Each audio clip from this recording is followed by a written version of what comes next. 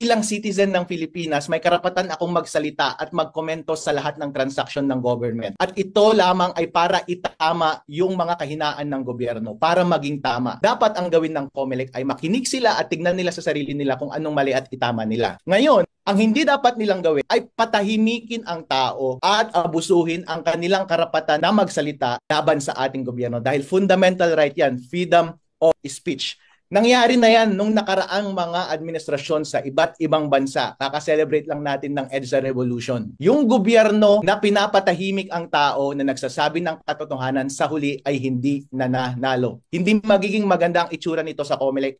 Hindi magiging maganda ang itsura nito kay Commissioner Garcia. Dapat maging mature siya sa approach, pakinggan niya yung concern and i-address niya yung concern mismo. Huwag niyang patahimikan yung tao kasi kapag ganun ang mangyayari, mukha lang silang guilty. Kapag hindi totoo yung sinasabi ko, let the public judge for themselves. Mga pulis dito ngayon, sinerbisyohan ako ng warrant of arrest. So I'm going to jail in the meantime.